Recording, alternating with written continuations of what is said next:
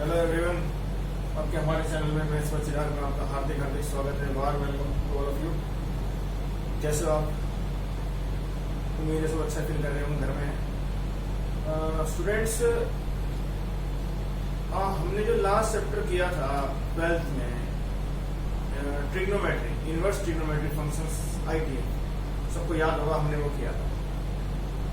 उम्मीद है आपके सारे डाउट्स जो उसमें थे रिलेटेड टू इनवर्स या फिर एनी टॉपिक क्लियर हो चुके होंगे। आई ऑल्सो फिर भी आपको कोई प्रॉब्लम आती है तो you can ask me in the comment section any time. ठीक है स्टूडेंट्स, देखो बच्चों, आज हम जो लेके आए ना, आज हमारा मैथमेटिक्स की 5वीं ब्रांच में शुरू करने जा रहा है कैलकुलस।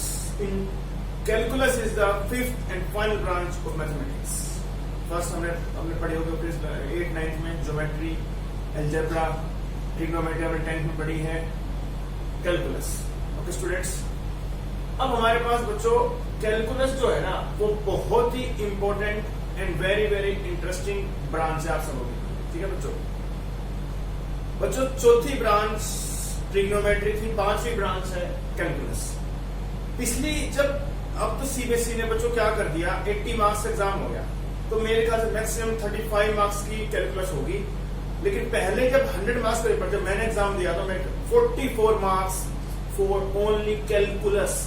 देखो बच्चों, कैलकुलस कंटिन्यूटी डिफरेंशिएबिलिटी से स्टार्ट हो जाती है, फिर आप डिफरेंशिएशन पढ़ोगे, फिर एप्लीकेशन ऑफ डेरिवेटिव पढ़ोगे एओडी, फिर बच्चों आप इंटीग्रेशन पढ़ोगे, फिर एप्लीकेशन ऑफ इंटीग्रल, उसके बाद पढ़ोगे डिफरेंशियल इक्वेशंस। ये सब टॉपिक्स किस में कवर होते हैं? 5th ब्रांच में, उसको बोलते हैं कैलकुलस ऑफ मैथमेटिक्स। देखो बच्चों, ये रिलेटेड टू है, आपने चैप्टर 13 क्लास 11 में ऑलरेडी पढ़ा है, लिमिट्स एंड डेरिवेटिव्स, बिल्कुल एग्जैक्टली उसी से, यानी कि वो इसका शुरुआत था। अब हम इसको आगे प्रोसीड करेंगे, लेकिन हम बेसिक जो क्लियर कर रहे हैं वो आपने ऑलरेडी 11th में पढ़ लिया होगा, लिमिट्स एंड डेरिवेटिव। अब हम पढ़ने वाले हैं चैप्टर 5 कंटिन्यूटी एंड डिफरेंशिएबिलिटी। आज हम पढ़ेंगे कंटिन्यूटी के बारे में, इंट्रोडक्शन की कंटिन्यूटी है क्या, कैसे फंक्शन कोई भी कंटिन्यूस प्रूव हो सकता है और कैसे उसकी कंटिन्यूटी प्रूव होती है। देखो बच्चों, है तो बहुत इंटरेस्टिंग, लेकिन ध्यान से समझिए क्योंकि आपके बेनिफिट के लिए कैलकुलस हम स्टार्ट करने वाले हैं। कैलकुलस बहुत ही इंपॉर्टेंट टॉपिक है और आपके लिए बहुत हेल्पफुल होगा। देखो बच्चों, पहले हम क्या करेंगे, कंटिन्यूटी का मतलब क्या है, कंटिन्यूस। कोई भी फंक्शन एक कंटिन्यूस कब कहलाता है? देखो बस ध्यान समझना, मैंने क्या करा, मैंने ग्राफ लिया fx, उसमें मैंने क्या करा है, 1 लिया है जब x की value less than equal to 0 है, और 2 लिया जब x की वैल्यू 0 से मेरे पास ग्रेटर है। देखो बच्चों, जब हम इसका ग्राफ बनाएंगे, ध्यान से समझना, ये कार्टेशियन प्लेन है, इसको क्या बोलते हैं, x dash, y and y dash. Students, ये ग्राफ है। अब बच्चों अब ये देखो, fx की वैल्यू 1 है, जब x का मतलब होता है उसकी क्या है, x को बोलते हैं डोमेन। x की डोमेन क्या है, लेस देन इक्वल टू 0, यानी कि 0 या 0 से कम। अब बच्चों ये जो लाइन है, ये y एक्सिस है, इस पे x कितना होता है, 0 होता है, यानी कि ये है मेरे पास 0। अब 0 से कम, कम का मतलब है इस तरफ, इसकी वैल्यू कितनी दे रहा है, 1 दे रहा है। 0 या 0 से कम जब लेगा तो वैल्यू कितनी होगी आपके पास, 1 होगी। अब उसने ये कह दिया 2 है जब 0 नहीं है, लेकिन 0 से बड़ी है। 0 से बड़ी कहां पर होती है स्टूडेंट्स, राइट साइड में, यानी कि मैंने क्या करा, एक नोड लगा दिया। नोड का मतलब होता है स्टूडेंट, इसमें 0 इंक्लूड नहीं है। 0 इंक्लूड अगर होगा तो मैं नोड में इस तरह से डार्क सर्कल करूंगा, यानी कि डॉट करूंगा।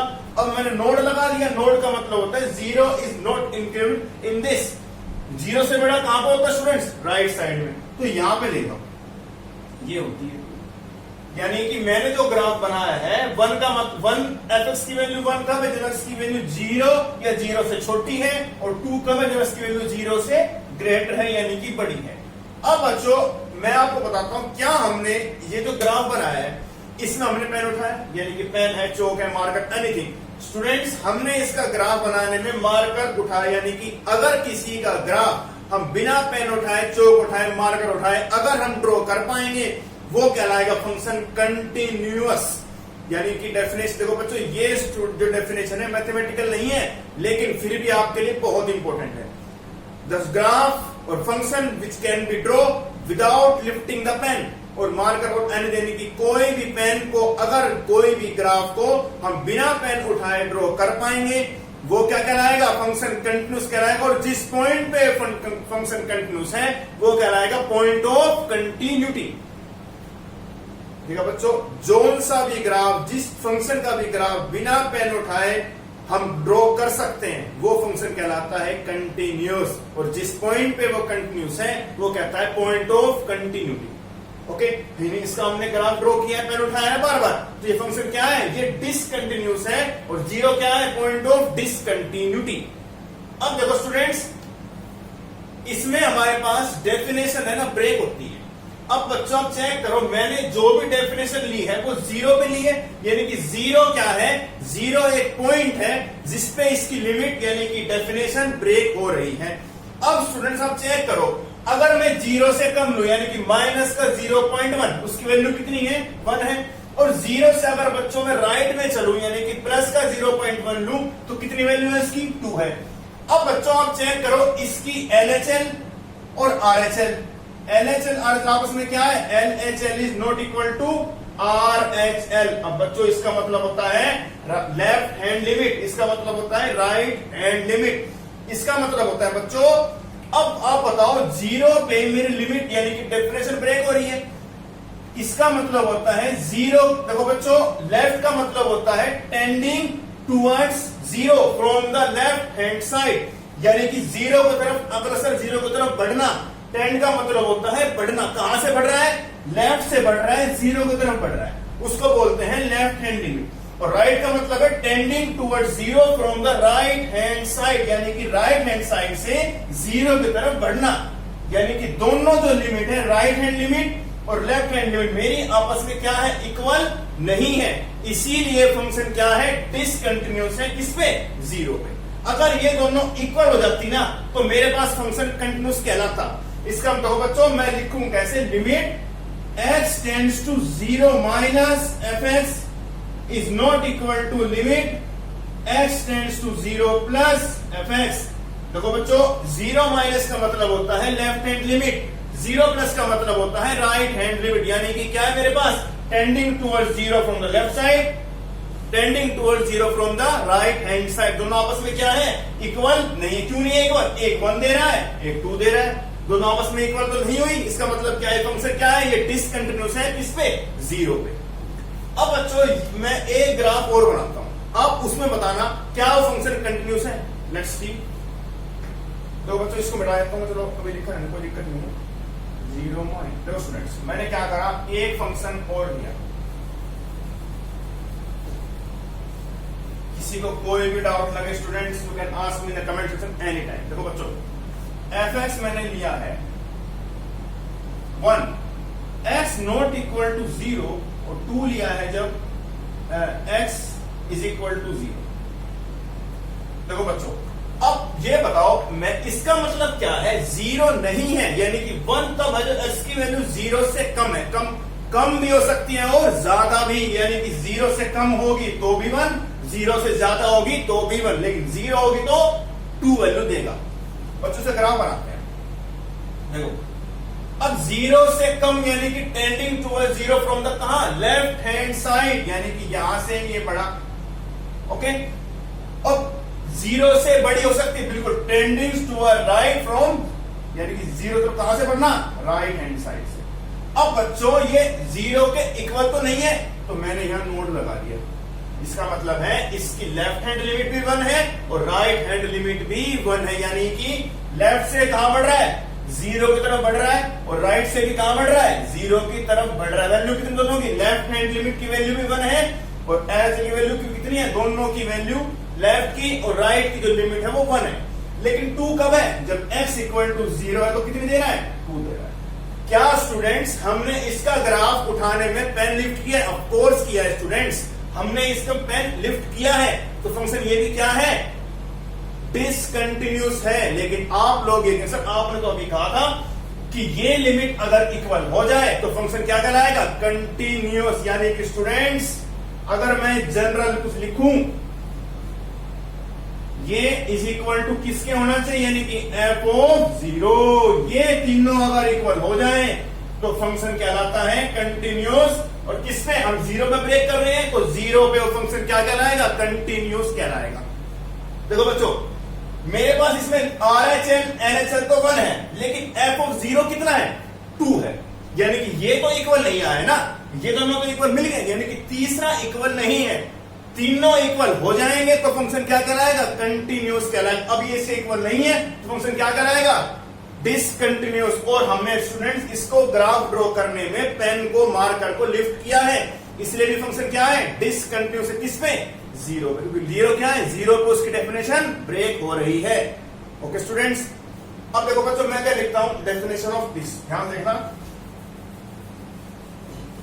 स्टूडेंट्स, ये बहुत ही इंपॉर्टेंट टॉपिक है, बहुत ही इंपॉर्टेंट, आपके लिए बहुत हेल्पफुल है, कैलकुलस। ठीक है, a function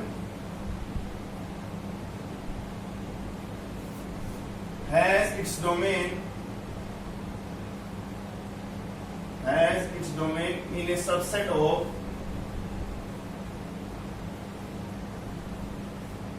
real number, let their point C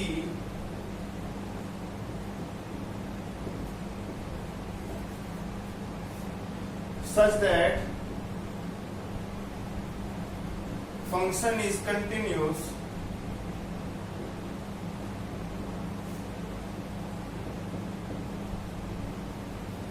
at C if, देखो बच्चों, फंक्शन की डोमेन का मतलब होता है एक्स पे जिसपे लिमिट टूट रही है, ब्रेक हो रही है। हमने वो क्या लिया?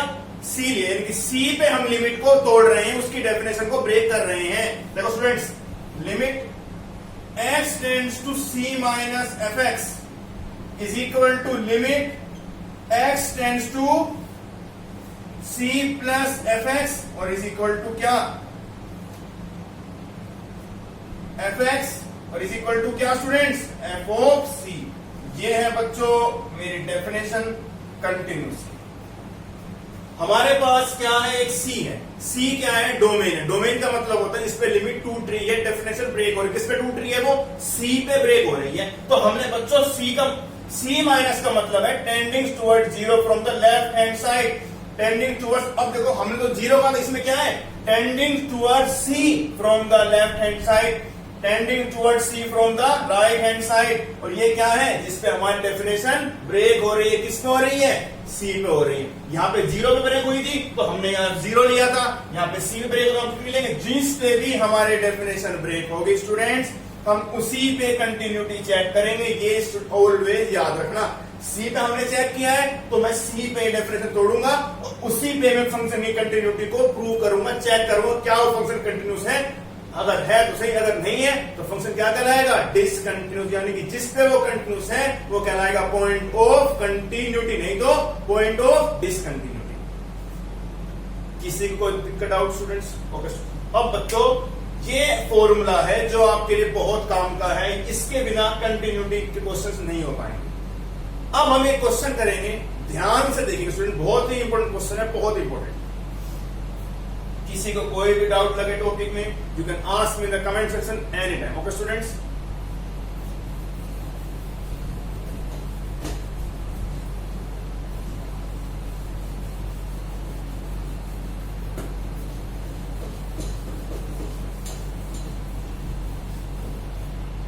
देखो बच्चों, मैंने क्या करा?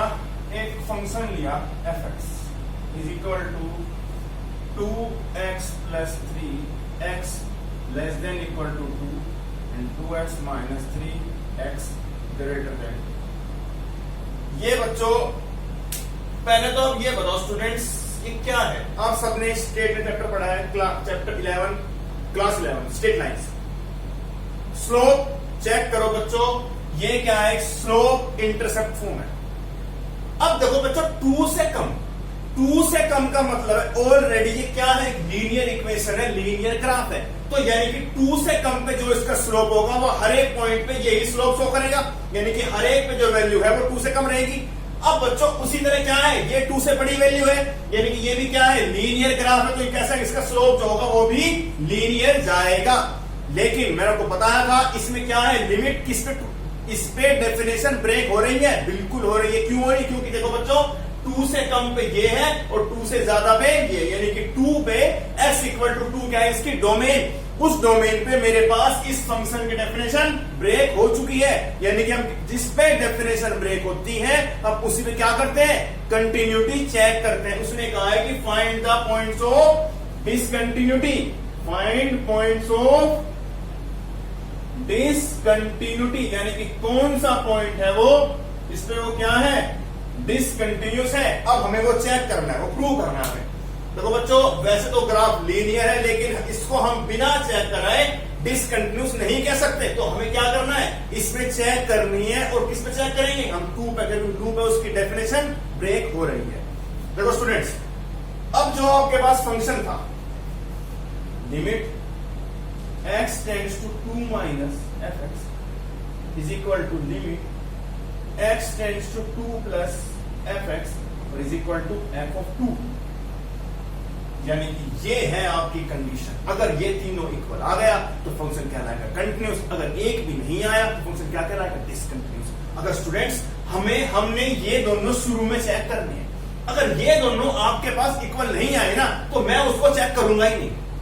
ये आपके पास इक्वल आए तो आप उस तीसरे को चेक करना, अदरवाइज अगर ये दोनों इक्वल नहीं है तो you would will not check to at the point 2। Okay students, let's start. LHL यानी कि लेफ्ट हैंड लिमिट कहां, towards the left hand side, कहां बढ़ रहा है, टुवर्ड्स 2, क्योंकि 2 पे लिमिट ब्रेक हो रही है।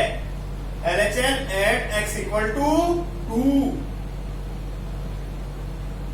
देखो students, limit x tends to 2 minus fx, 2 minus का मतलब है 2 से कम। अब लिमिट देखो बच्चों, h tends to 0, f of 2 minus h। देखो बच्चों 2 माइनस था ना, तो h tends to 0, 2 minus h, यहां पे आपको क्या लगा देना है, h लगा देना है। h कहां पे जा रहा है, h टेंडिंग टुवर्ड्स 0।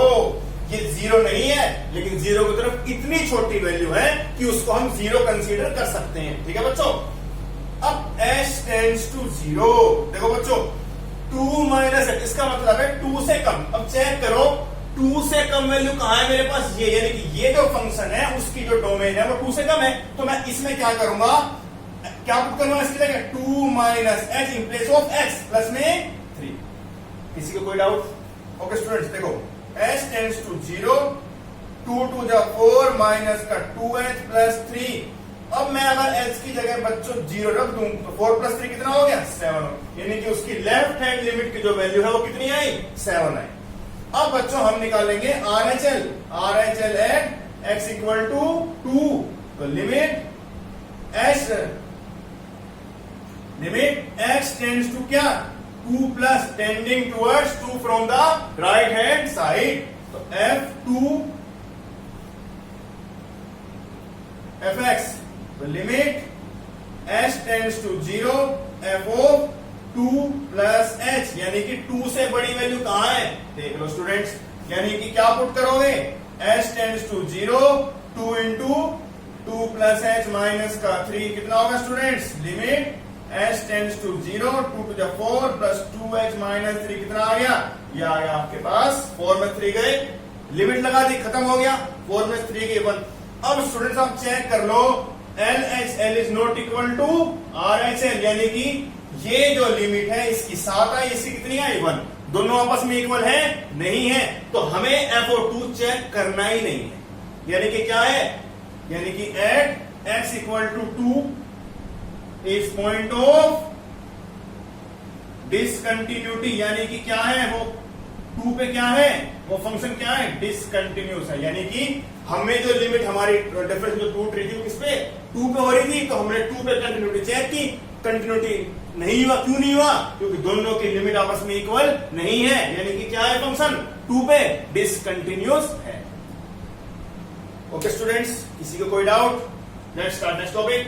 देखो बच्चों, बहुत ही इंपॉर्टेंट क्वेश्चन है, आपको जब क्वेश्चन करना है तो याद रखना कि क्वेश्चन की कंटिन्यूटी प्रूव करनी कैसे है।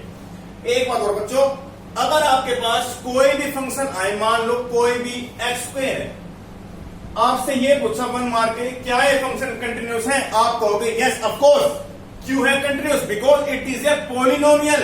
Every polynomial function is continuous and differentiable भी। यानी कि क्या है, ये कंटिन्यूस है, यानी कि ये किसी भी पॉइंट पर रख के देख लो, इसकी वैल्यू हमेशा क्या करेगी, डिफाइन करेगी। तो क्या कराएगा, it is a continuous function. हर एक polynomial function is a continuous function, every value, every real value of x. Polynomial function हमेशा याद रखना बच्चों कंटिन्यूस होता है हर एक रियल वैल्यू पे, याद रखना, बहुत ही इंपॉर्टेंट चीज बताई मैंने आपको, ठीक है बच्चों। अब बच्चों हम क्या करेंगे, कुछ टॉपिक्स हैं, कुछ याद रखना।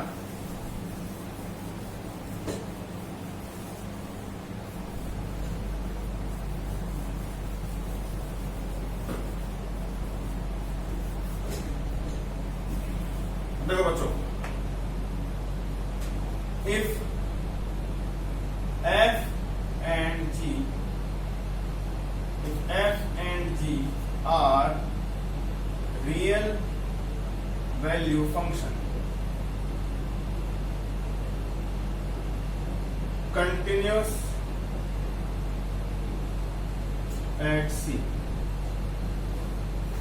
f और g दो रियल वैल्यू फंक्शन है, वो किस पे कंटिन्यूस एट c पे। तो बच्चों f प्लस g भी क्या होगा, इस कंटिन्यूस होगा एट सी पे। सेकंड क्या होगा, f माइनस जी भी क्या होगा, कंटिन्यूस होगा एट किस पे, सी पे। उसी तरह स्टूडेंट्स f इंटू जी वो भी कंटिन्यूस होगा। और फोर्थ क्या होगा बच्चों, f बाई जी भी इज आल्सो कंटिन्यूस। यानी कि बच्चों अगर दो फंक्शन मेरे पास कंटिन्यूस है ना, यानी कि f भी कंटिन्यूस है और g भी कंटिन्यूस है, तो उन दोनों का अगर मैं सम करूंगा ना, तो भी वो हर एक रियल वैल्यू पे क्या होगा, कंटिन्यूस होगा। अगर दोनों कंटिन्यूस है तो उनका डिफरेंस भी क्या होगा, कंटिन्यूस होगा। लेकिन अगर दो फंक्शन कंटिन्यूस है तो उनकी प्रोडक्ट भी क्या होगी, कंटिन्यूस होगी। और अगर दो फंक्शन कंटिन्यूस है लेकिन g क्या होना चाहिए, कभी भी जीरो नहीं होना चाहिए। यही चीज मैं आपको बताने वाला हूं। मान लो fx क्या है आपके पास, sin x है, gx क्या है, मान लो cos x है। अगर बच्चों हम इन दोनों का सम करेंगे, क्या फंक्शन कंटिन्यूस होगा, बिल्कुल होगा। क्यों होगा, क्योंकि जो साइन फंक्शन है ना, वो x की कोई भी वैल्यू ले लो, हमेशा ऑलवेज कंटिन्यूस होता है। इसी तरह cos x, x की कोई भी वैल्यू ले लो, रियल वैल्यू x की हर एक रियल वैल्यू पे cos x क्या होगा, कंटिन्यूस होगा। अगर मैं इन दोनों का डिफरेंस करूंगा तो भी, मैं इनकी करूंगा मल्टीप्लाई तो भी क्या कहेगा, कंटिन्यूस। लेकिन बच्चों अगर मैं f अपॉन जी कहूं, यानी कि sine x upon cos x क्या होगा, ये बन जाएगा tan x। अब बच्चों ये बताओ, tan x का मतलब साइन अपॉन cos होता है, ये कंटिन्यूस किस पे है, ये हर एक रियल वैल्यू x, एक्सेप्ट किस पे, एक्सेप्ट tan x इज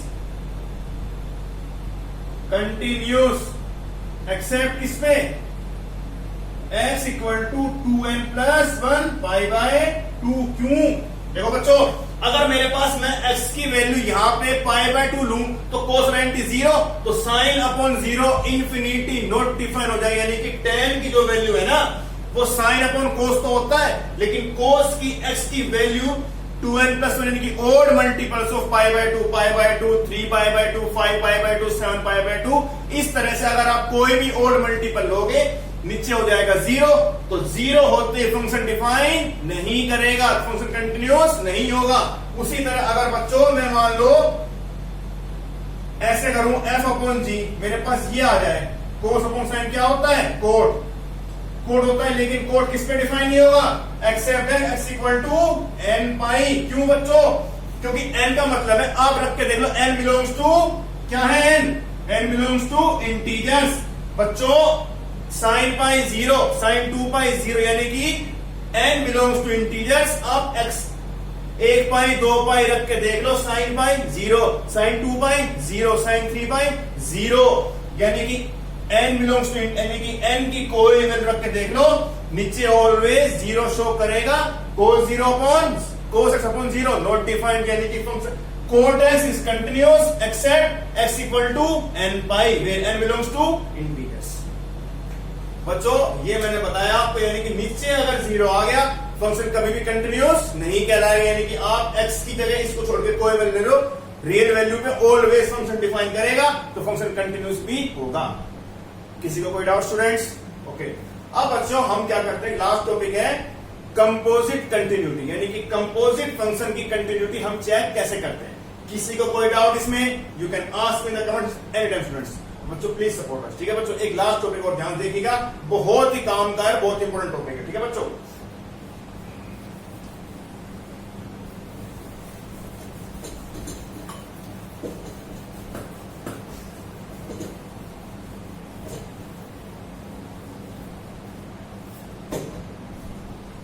देखो बच्चों, continuity of composite function.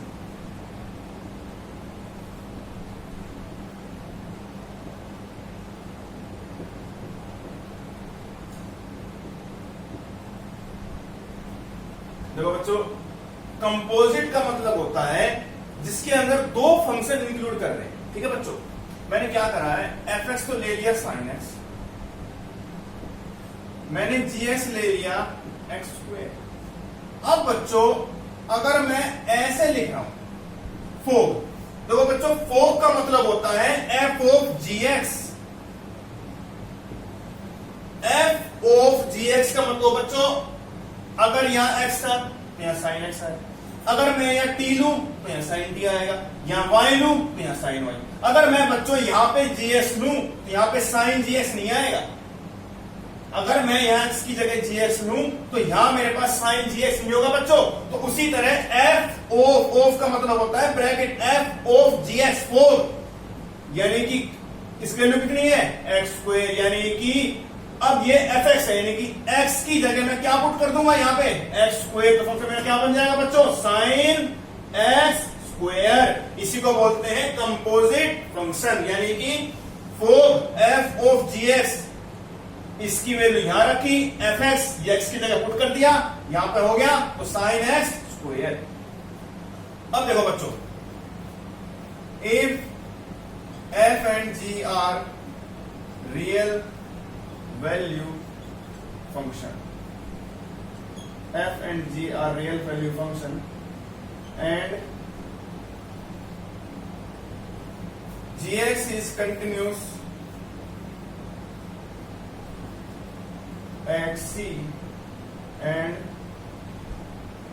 fx is continuous किसपे, fx is continuous किसपे बच्चों, GC, so